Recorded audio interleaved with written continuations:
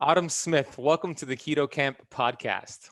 I'm absolutely thrilled to be here. Thanks for having me.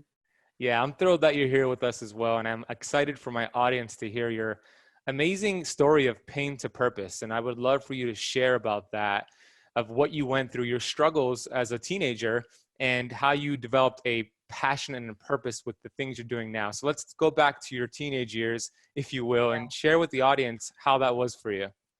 Wow, yeah. During my teenage years, things kind of just fell off the rails. I had digestive issues that were starting when I was maybe 10, and my parents spared no expense. We tried to figure it out. Doctors after doctor, psychologists, all of it. No one could really give me any answer other than let's take some Beano because you have IBS.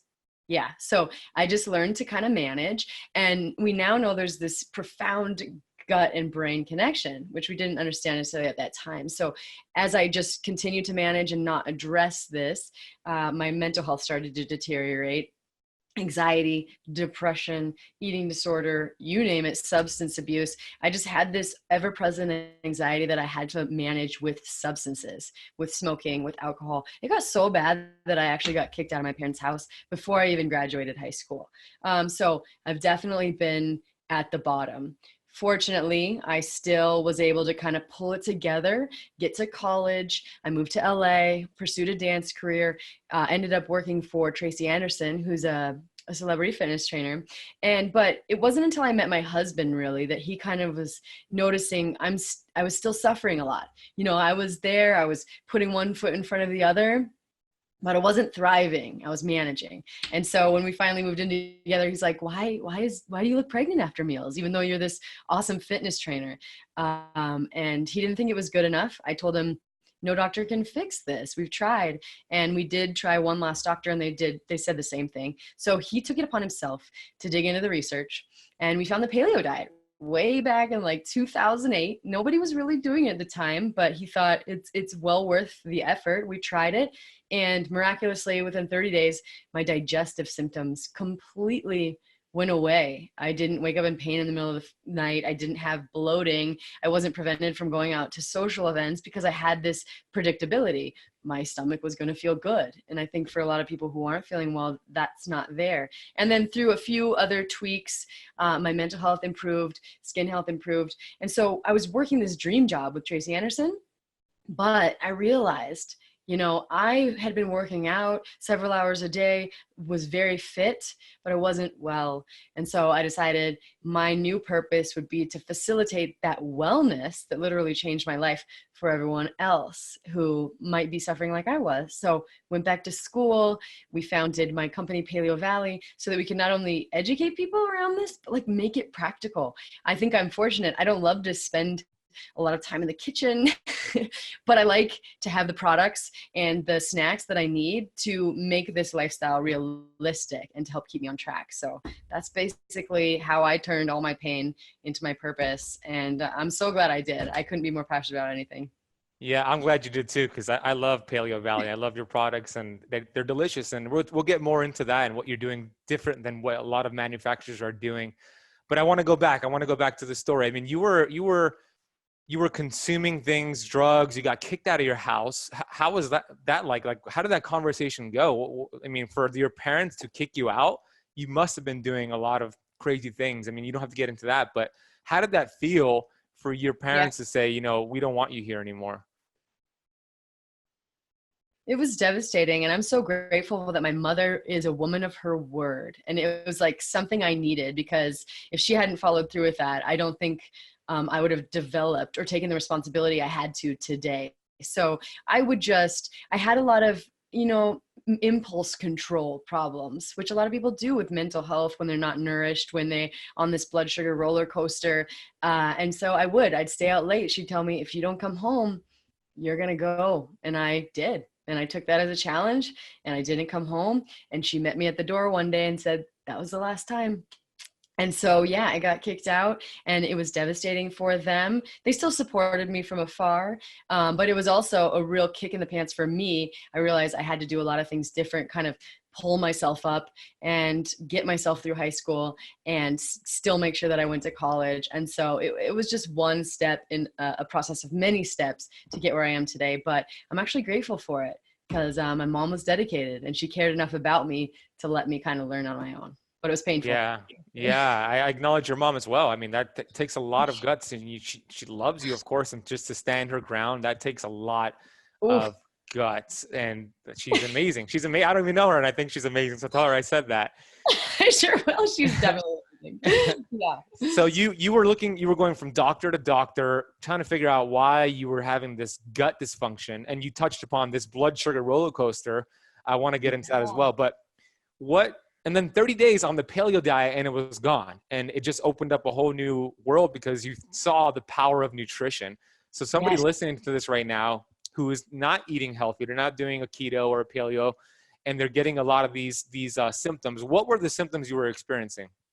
Basically, what would happen is I would get bloated after meals so bad that I literally looked pregnant. And of course, just like felt gassy. Sometimes I'd wake up in the middle of the night with just like cramps so bad that I couldn't sleep. I would cry. I actually had my parents take me to the emergency one time because I thought I was in labor. The pain was so bad that I thought, I have to be pregnant or something. Like this can't just be normal. So basically it was just a lot of pain, a lot of bloating, a lot of skin issues as a result of that, because again, there's a skin gut connection too.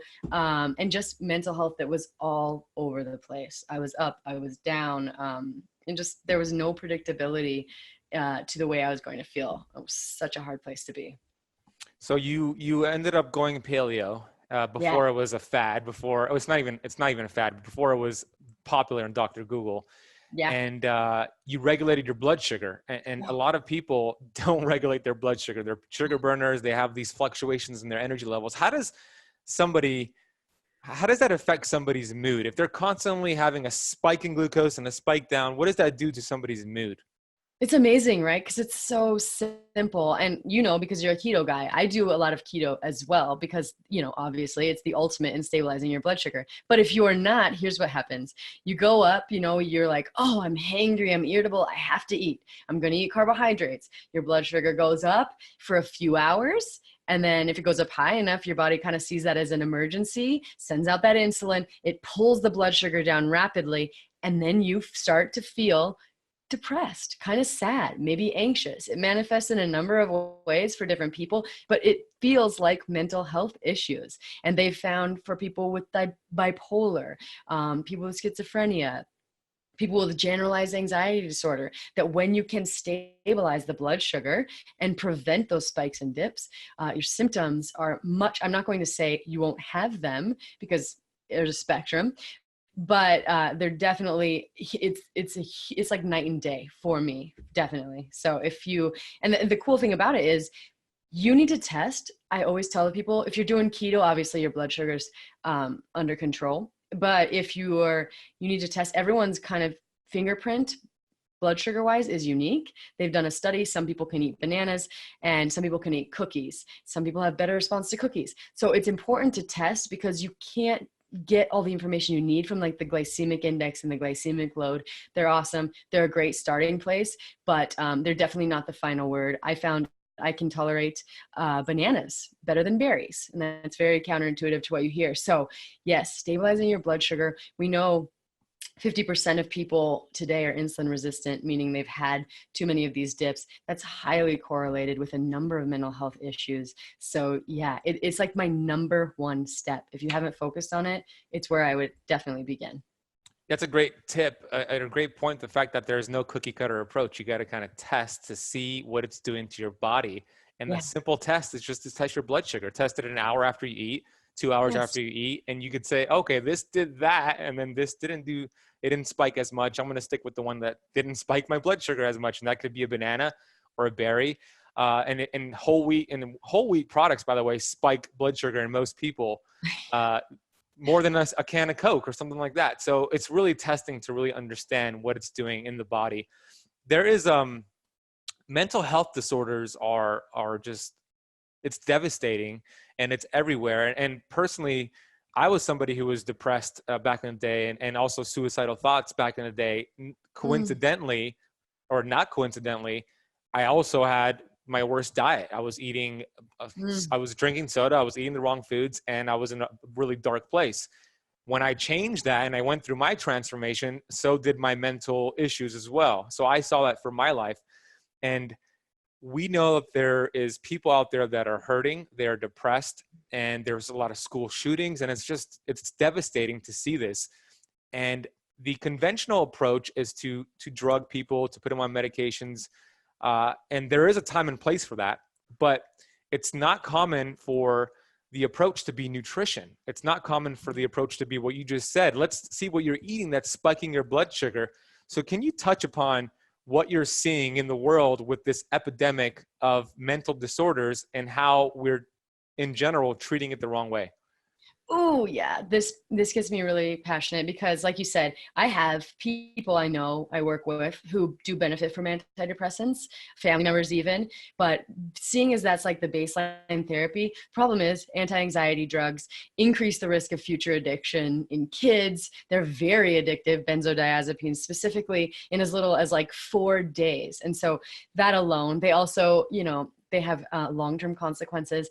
And then we have antidepressants. Everyone thinks, okay, depression is a serotonin deficiency, but this was actually something that the pharmaceutical company kind of taught us rather than the full truth when it comes to mental health issues. And the truth is, like we said, for some people, antidepressants work. We don't actually know exactly how as well as we should. We know they change the architecture of the brain within days of taking them. We know that there are several people who have committed shootings and acts of homicide that are taking these drugs. And I just think I can't say that for sure this is the cause, but it's something I think we need to look a lot harder at before we jump to that, especially when there's 3 things I always tell people I wanted them to do as a baseline. And I'm never going to say this is all you'll ever have to do.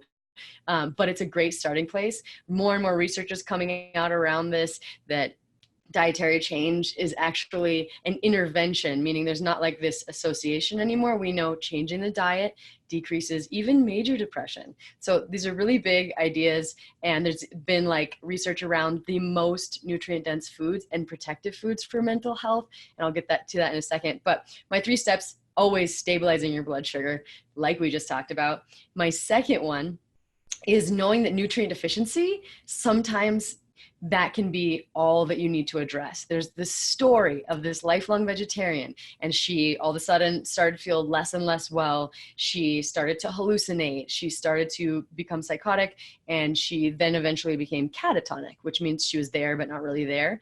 And they couldn't do anything. Electroconvulsive therapy, nothing seemed to move the needle until she was fortunately transferred to a different hospital, given a B12 injection.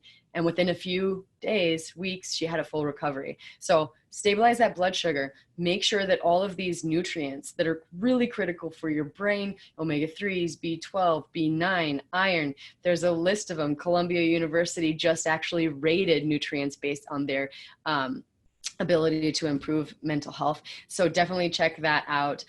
So those are the first 2 steps I like everyone to take. Of course, we need to look at other factors.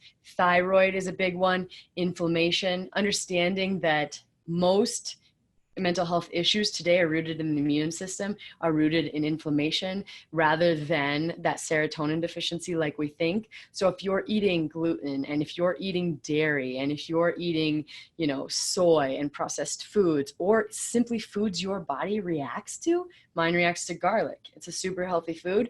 It sets my immune system off. And so I just want people not to lose hope, because there's baseline foundational things that you can do in the comfort of your own home, just stabilizing your blood sugar, making sure your nutrient bases are covered. I like to use Chronometer for that. It's this awesome app that has a micronutrient database. And so you enter in all the food you eat just for 3 days, every morsel of food, and it's going to show you where your micronutrient gaps are. So I really, really like that. And then of course, inflammation. If you haven't yet started a paleo diet, cut out gluten, grains, dairy, soy, processed foods. And it's another thing I see in the keto community, that you can be keto, but still eat inflammatory foods. And so I want to point that out, because dairy, for a lot of people in keto, it's a big thing. People are eating a lot of it, and not necessarily high quality versions. but I just like people to know it's a problem for a lot of people, especially when it comes to mental health. So definitely making sure that you're not eating inflammation or inflammatory foods, and that you're identifying your own food sensitivities and gut issues if you have them. So that's where I wish everyone would start. I hope that becomes policy one day, that we can all just start there and then prescribe medications for those that doesn't work for. Hopefully, I see that in the future. I hope that's the future. Yeah, I love that future. I hope that that's the future as well. Those are great tips right there. Everything she's sharing right now, I'm going to have detailed notes for you. So if you miss something, go to the notes and see. We're going to have all the things she mentioned, the link, the chronometer, everything she mentioned there. Okay. That was very awesome information, by the way. So thank you for sharing that. Those are 3 very practical tips anybody could take right now that will upgrade their health. Because if you bring down inflammation, you fill in your micronutrient gaps, you stay away from inflammatory foods, you're going to heal the gut. The gut has a brain connection. Your brain's going to help you think better thoughts. You're going to have a better outlook on life. You're going to have better energy levels. It's a holistic approach we're talking about here. And it's just as simple as doing 1, 2, 3. Okay. Which foods, you touched upon a couple, like dairy for some people, it triggers them, gluten. Are there any, I would love for you to list the top foods that you've seen trigger anxiety and depression in people, and then the top foods that help with anxiety and depression in people. Oh, I love this question. Okay, so obviously sugar. I mean, refined sugar. Hopefully your audience isn't eating refined sugar, but I know, and for people who are eating it, if I eat it, I'll feel depressed a day or 2 later. It's just like, that's a given. Gluten, it's crazy. They noticed back in the 1950s, there's this association with gluten and schizophrenia, right? There's this correlation. It seems people who have celiac disease also have schizophrenia. And I heard a story, Dr. Kelly Brogan, about a woman who she was basically, her family had ordered a restraining order against her. She was psychotic, making threats. She removed gluten and she was fine. And we also know removing gluten helps people who aren't responding to anti-anxiety meds. So I know people might give you slack on it, but even if you're not celiac, gluten sensitivity can be only a neurological symptom, meaning you can eat gluten, you don't get a bloated belly, you don't have diarrhea or constipation or any sort of digestive issue. It could all be just happening in your brain. So sugar, gluten are the first 2 to go. Then the dairy, it's a big one. When gluten and dairy break down, they break down into something called exorphins. And these are like feel-good chemicals. And for a lot of people I work with, they're like, if there's a food, think about this, that you can't imagine giving up, like what would that be?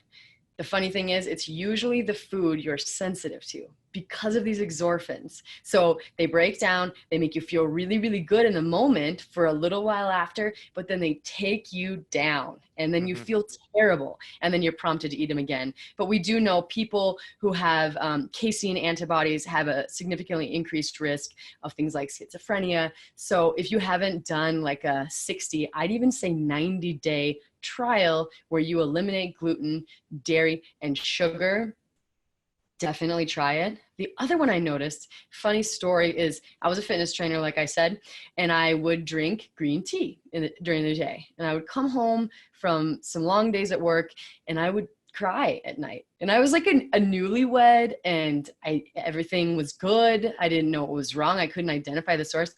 And then I cut out caffeine. Just a random trainer challenged me to do a week with no caffeine.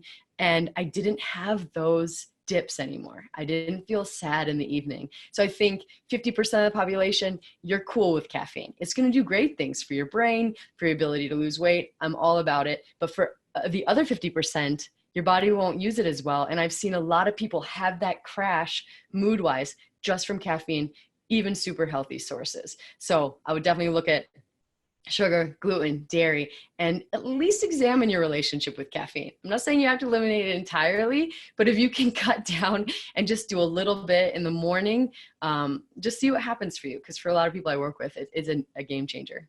Yeah, those are great tips. Everybody who loves their coffee are like, oh no, she said caffeine.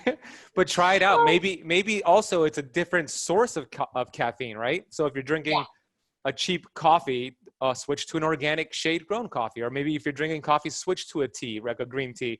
Maybe it's that switch that could do the trick, or just go 7 days without it and see how you feel, and your future self might thank you for it. So I love those tips.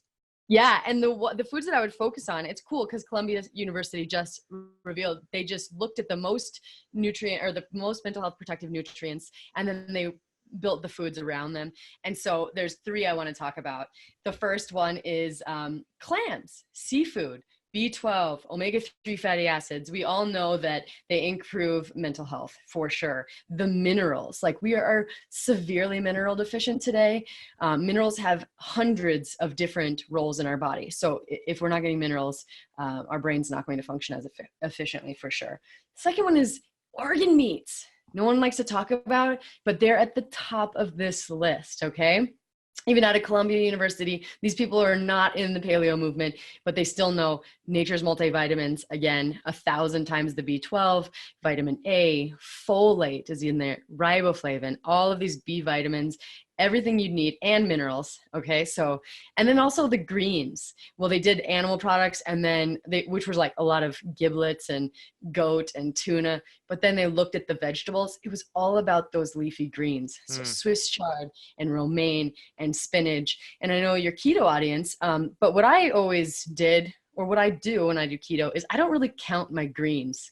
It's just, I do my green shake, I have my greens, but I'm not too worried about it. I don't know, your philosophy might be different than that. But if you can get organ meats, if you can get wild seafood, if you can get greens, you're going to do your mental health a lot of favors. Last thing I want to mention is that I've been experimenting with lately is vitamin C. So I just read this study on anxiety where, because people are having like, 60 to 90 milligrams, that's the recommended daily allowance. But I think that's way too low for most people. And especially if you're suffering from anxiety, this study just looked at like 500 milligrams. And then they looked at the Beck depression inventory, and it showed specifically people with anxiety. It was really, really protective for more so than people with depression. But I think a lot of us, like 40 million of us, have that tendency toward anxiety. And so what I do is I either make sure that I'm having the fresh fruits and vegetables, mostly vegetables probably for your listener, or we do a vitamin C complex made from whole foods. And you got to take vitamin C in divided doses because it only lasts about 6 hours in your body. So for me, it's made a world of difference in terms of anxiety and just mental performance in general. So those would be my 4 tips for what to focus on. Yeah, awesome. I love that. And the green leafy vegetables, I actually require 7 to 10 cups a day, and I don't really count it either because it's, first of all, you need the potassium, especially when you're depleting all of your electrolytes on the keto diet. So I love that whole list. The organ complex that you guys have, I've been taking that because I know the value of taking or consuming organ meat, but I don't really get it out here. I'm in Miami. I don't really find it and cook it. I don't want to enjoy that. So that you guys have an amazing product. Is that called organ complex? Yeah, Paleovalley organ complex. Yeah, I've been taking that, and I've been getting all those micronutrients, macronutrients, and I know that it's from a quality source, which we'll get into how you guys do it differently. So you have that, and then the vitamin C I've been taking before bed with my potassium and magnesium, and my sleep has been fantastic. So you guys, yeah. So I love everything you said, and I just back it up with my experience as well. So speaking of your products and Paleovalley, and what was like the idea that said we're going to start a company? Did you remember that moment that was like, we need to start a company to start cutting through this noise? Could you share about that? Yeah. So it was just, I went on tour with, luckily Tracy Anderson sent me on tour with Jennifer Lopez, right? So I did a world tour for 7 months, and I had just had this revelation about my health. Like, oh, I have control. I'm not powerless if I stick to this. But like being in 2 different countries in a day, always living out of a suitcase. I was in the airport. I had Chaz, my husband, bring over a suitcase of like grass-fed beef sticks, right? And I ate them thinking they were really, really perfect for my health. I started to react to them. And so I kind of dug into how they were being made because I was empowered by this finding that I could, I can take charge of my health. So I kind of identified this ingredient called encapsulated citric acid, which is in pretty much every beef stick on the market because it preserves it. and it's easy and it doesn't take any time. But what it's made from is GMO corn, and then they coat it in hydrogenated oil, and then they melt it into the beef stick, which drops the pH. And so I found out, oh man, okay, well, that's not going to do.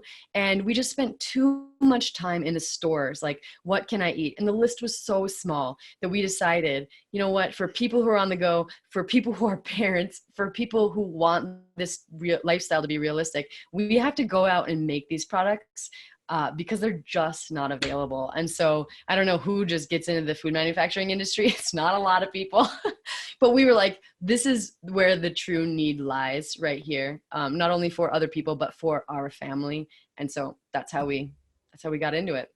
That's amazing. I love that story. You solved your problem, and now you're solving millions of other people's problem, including mine, which is, I love what you guys are doing. So citric acid, huh? I see that in a lot of products. And you just said that it's usually from GMO and hydrogenated oils that are melted to help control the pH balance, right? Well, citric acid can be derived from a number of things. In the beef sticks, if it says citric acid encapsulation, that would include that. Encapsulation is the hydrogenated oil part, but the citric acid, if you just see citric acid on a label, it's usually GMO corn because it's cheap, but it can be other things. But definitely encapsulated citric acid, that's that hydrogenated oil plus usually the GMO corn. So that's how you make that. That's really good to know. What else? There's also natural flavors. What does that mean when we see that? Yeah, that's kind of scary. So the thing is just means it has to have come from an original source or like a natural source. The problem is it can include incidental additives, according to this loophole in the FDA, where 50% of it can be, chemicals, fillers, just things that are used to process this natural ingredient. One of my favorite stories about natural ingredient, and hey, I eat organ meats, and so I'm not hating on this, but there's an ingredient called castoreum. And it's actually derived from beaver anal glands. It's the secretion from beaver anal glands, and it makes foods taste like raspberry and vanilla. And so you won't find it actually on the label because it'll be hiding under natural flavor. But I'm just saying they're very creative. It can have a lot of chemical additives, 50%, up to 50%. So you never really know. And I would drink like these natural sodas sometimes with this natural flavor, and I would have bad reactions, in terms of my stomach, in terms of my skin. So I just like people to know that, yeah, natural flavor, I will call the company, but I'm, a little more dedicated to this than most. But in terms of, if you want to be safe, I would just avoid that for sure. We will never use natural flavor ever. I love it. I love how you just we're not doing it. That's it. And you guys have high integrity. Yeah. What's the difference between folic acid and folate? This is a good question. So folic acid is a synthetic form of vitamin B9, essentially. Okay, so there is some research to suggest that your body won't use it as efficiently as folate, which is the food form of vitamin B9. People with MTHFR, which I think is a genetic mutation, 50% of the population has, they won't be able to use these fake B vitamins in the same way. There's evidence that it can kind of interfere with the metabolism of the real version. So we definitely want to be looking, if you're going to do food, awesome. It's already going to be in the folate form. But if you're looking at taking a multivitamin, folic acid is a dead giveaway that, you know what, they're not necessarily going that extra mile, as is cyanocobalamin. Again, that's the fake form of B12. You want to look for like cyanico or methylcobalamin. That's the food form. And so, yeah, there's these nuances. I think you can never recreate nature in a lab. Like, no matter what science does, we still don't know the bigger picture. Just like when we thought antibiotics were the best thing in the world because we didn't yet understand the microbiome. I think there's a lot of that going on with the synergy found in foods and nutrients and the way that our body utilizes them that we just need to pay more attention to. So yeah, nature, not a lab. That's my my system. Yeah, I love it. Episode number 1 with Dr. Pompa went into antibiotics and how it was the end all cure for everything. And he spoke about how it's doing more harm than good. You just touched upon that. I made a video that I just posted today on LinkedIn, LinkedIn, Facebook, and Instagram about multivitamins. And I said, hey, if you look at your ingredient and it has folic acid, it's a red flag that it's probably a cheap supplement. You just verified what I said. And people don't like to hear that because they go and they check and they're like, damn it, this says folic acid.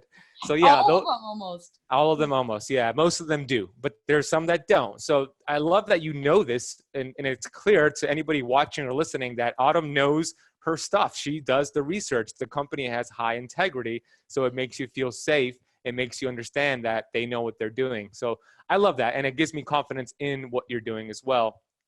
What about, because I know you have grass-fed beef sticks, which is my favorite one. The problem with me is that when I get too many at once, I just want to go stick to stick to stick to stick, and I use it as a meal, and I'm like, oh, that's not supposed to be a meal. What's the difference? What's the difference between grass-fed cows or the others that are out there? Ooh, I love this question. And by the way, my record is 6. I've eaten 6 sticks in a row. I'm definitely not telling people to do that. Not ideal, but that is sometimes what life comes to. Okay, so when it comes to, this is something our company is very, very passionate about because we have Paleovalley. We also have a baby company called Wild Pastures. So when it comes to the difference between conventional animals and grass-fed animals, there's a lot of different flavors in between, but I'm just going to take those 2 camps right first. So conventional animals, they do start on grass and then they're finished on grain, okay, GMO grain. And they're often, treated with antibiotics because, cows will do well on grain for a while, but the longer they're on, the more likely they are to get sick, okay? So they have hormones too. They're obviously heavily exposed to pesticides because they're eating GMO corn and soy most of the time. Not only that, but then there's the humane aspects. They're standing in their own manure. They don't have a lot of space. They're not roaming around, living their, expressing their cowness, as Joel Salatin would say. And then in terms of environmental, it's a very polluted system that they're working with, and it's polluting the groundwater, and it's leading to a number of devastating environmental consequences. The air quality, people who live around factory farms are more likely to have asthma. Yeah, basically. So we all know that. We've seen the pictures. Conventional animals, I, in my humble opinion, do not live the life that I would love to see them live. By contrast, you go over here and you have grass-fed animals, and they're just roaming on pasture from the minute they're born until that one bad day.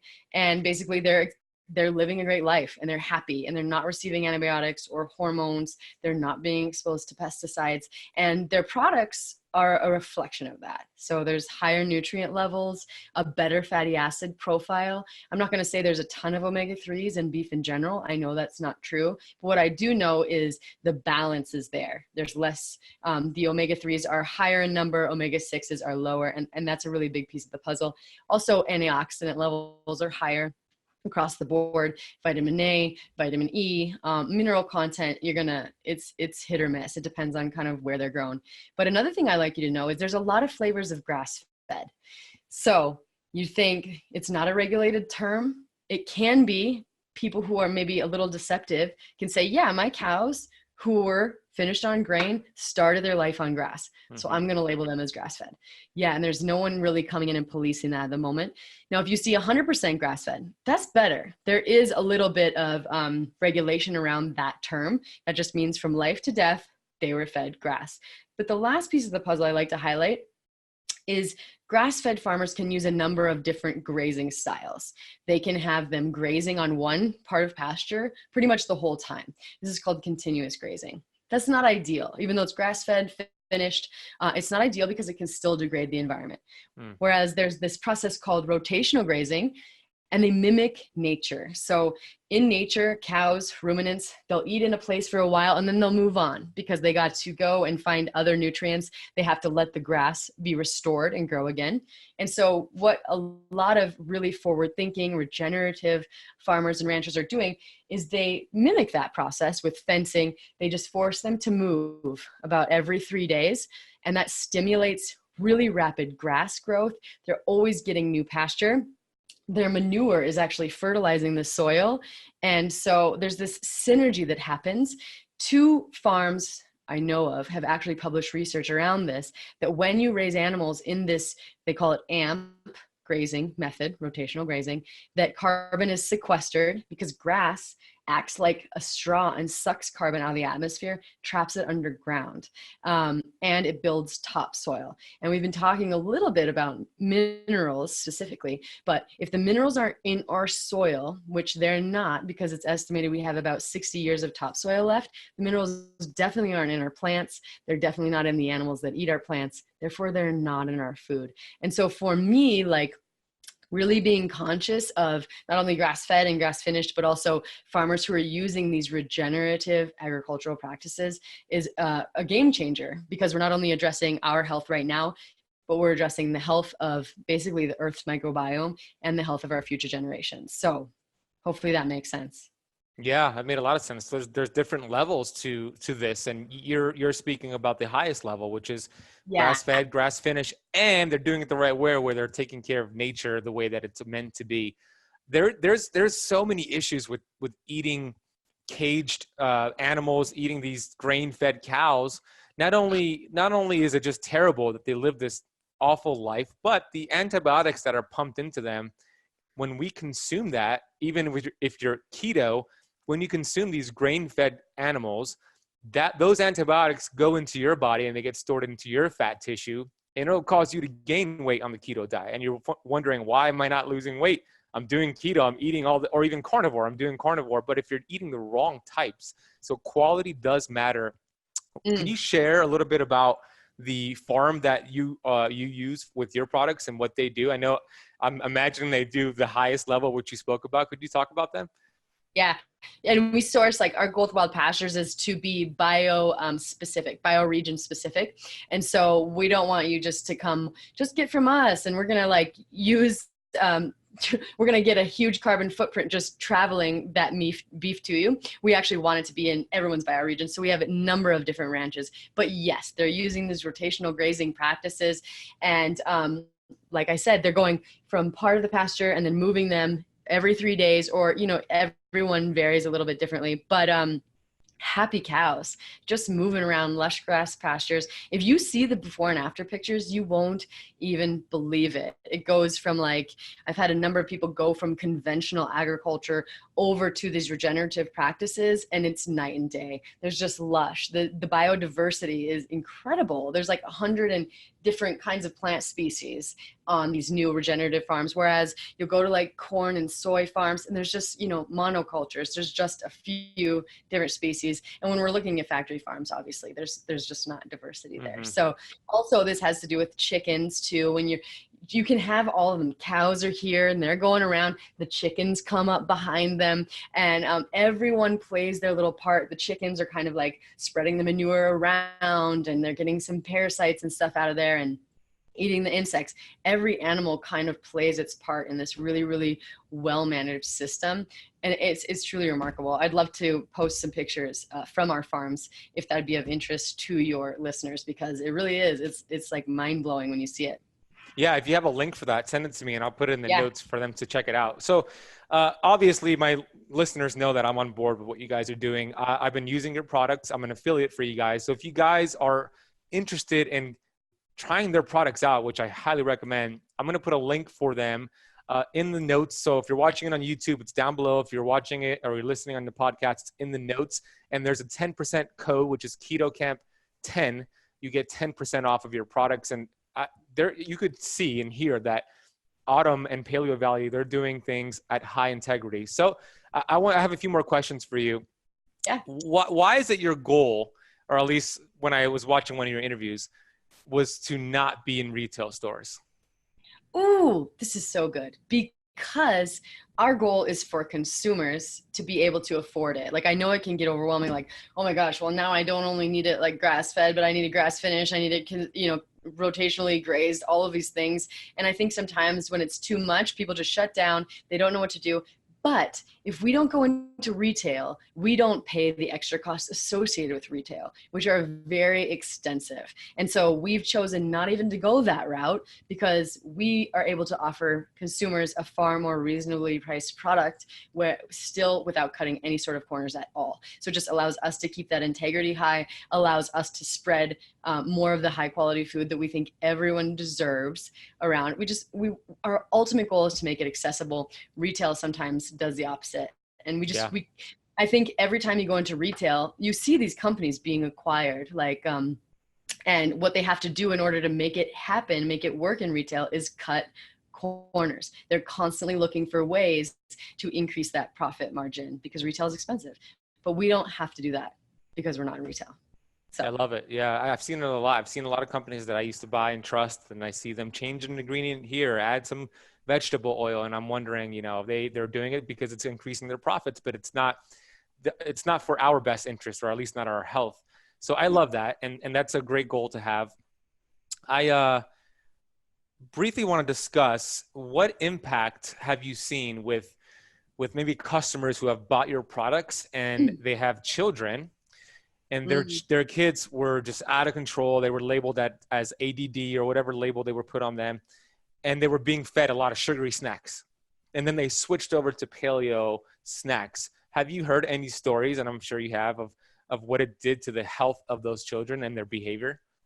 Oh, absolutely. I'm very concerned about ADHD for our children because it's overly medicated, in my humble opinion, and there are consequences. So yeah, it's something we've done a lot of research around and a lot of education around. And so yeah, I have moms all the time write in and say that I just have them change breakfast. Just change breakfast. That's my first step.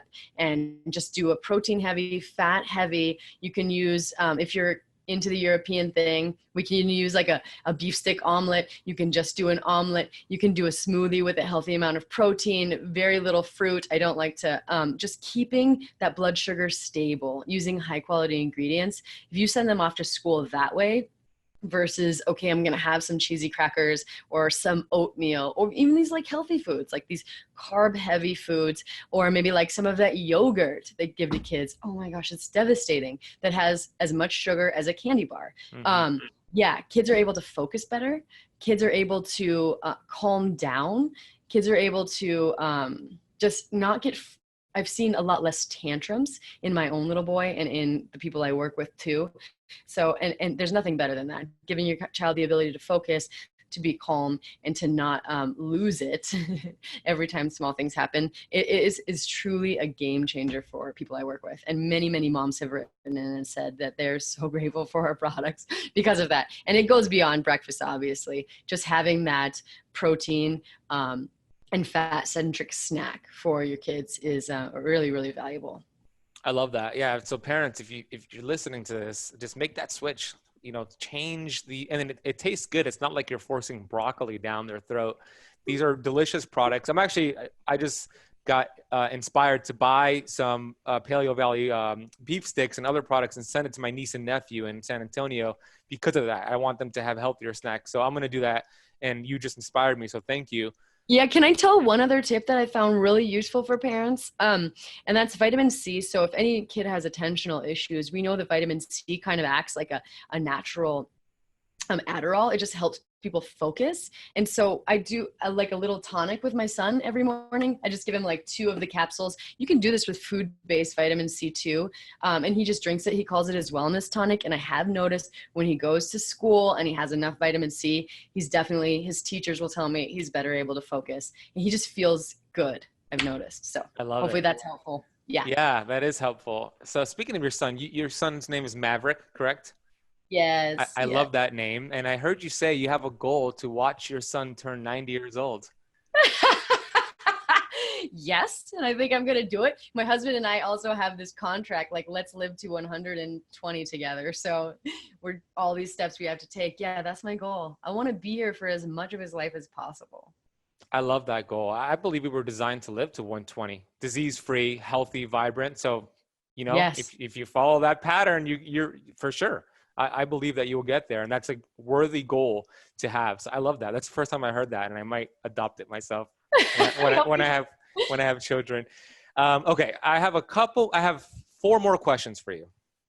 And this Yeah, has been a lot of fun, by the way. So thank you, Autumn. What are you I'm loving it. most, yeah, I am too. What are you most excited about at this very moment? Oh gosh, most excited about it is going to be so nerdy. I can't even tell you. Most excited about right now is other than what we're creating with our products in Wild Pastures, obviously thrilled about that. I'm really excited about learning more about vitamin C and its potential for mental health. I want to go back to school and get my doctorate. I want my dissertation to be on that and its protective benefits and whole food versus ascorbic acid. So for some reason, because vitamin C has been so game changing for me, I've been reading book after book on it. And that's, as nerdy as it sounds, that's what I'm really excited about, because I think people are getting not enough, and it can change your health in a myriad of ways. And so I'm just excited about educating around that topic right now. Yeah, I love that. I'm a nerd just like you. What's the difference between ascorbic acid and a whole complex vitamin C? Well, a lot. Like, people would be shocked to know that most vitamin C, if you turn the label around, you see ascorbic acid on the label. That's synthetic, usually made from GMO corn, which is interesting because corn's not a great source of vitamin C. And then from China, and then obviously processed as cheaply as possible using volatile acids. Okay. So that's why I wanted to create a product that wasn't that, because vitamin C has a number of bioflavonoids and cofactors and enzymes that works together like a complex. So there was a man who actually discovered hyaluronic acid, which hexuronic acid became vitamin C. And he found in his research that ascorbic acid, which is just the antioxidant outer shell, wouldn't cure scurvy in the way that whole food vitamin C would. Okay, so there's a difference. And now I will never say that ascorbic acid does not have benefits, because if you have cancer, if you have heart disease, if you have whooping cough, there are a lot of practitioners out there using high dose intravenous ascorbic acid with great benefits. And I'll never take that away from it. That's great. But from preventative use, from getting the most bang for your buck, and for, potentially getting those side benefits that I don't even think we're aware of yet, I always like to do whole food vitamin C, which is the full complex rather than just the antioxidant outer shell of ascorbic acid. Yeah, that's helpful. I can't wait to hear more about your research, and please share with me. Maybe when you come back, you could share what you learned. Yeah. What are you grateful for right now? Oh my goodness. Oh, everything in my life. I just feel so blessed in so many ways. Grateful for right now, watching my little guy turn into a little man. It's really, really amazing. I'm just grateful for the process of seeing him go from someone who's so helpless and to someone who is like teaching me things on a daily basis. I just think that whole process is beautiful, and feeling like I have some small part in facilitating a more graceful development. I'm grateful for my knowledge of the connections between diet and health and mental health that my parents didn't have too. So all of that. That's beautiful. I love that. What is your definition of perfect health? Ooh, great question. Perfect health would be health that you wake up and you are vibrant and you are excited and you are full of joy and you are not constantly worrying about how to attain health. Like, you have all the energy and all the enthusiasm to do everything you've ever wanted to do. And you're not focused on one certain aspect of it. Like, I'm not trying to lose weight. I'm not trying to be less tired. I just feel good in my body and in my mind. That's my idea of perfect. Yeah, that sounds pretty damn good to me. Where can my listeners and my viewers go to get more information about what you're up to? Come on over to paleovalley.com.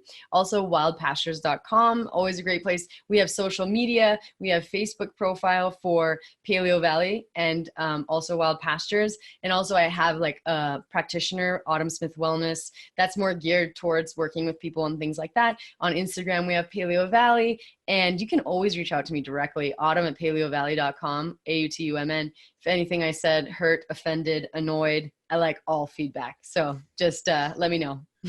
Yes, and I'll put all the links she mentioned down in the notes below.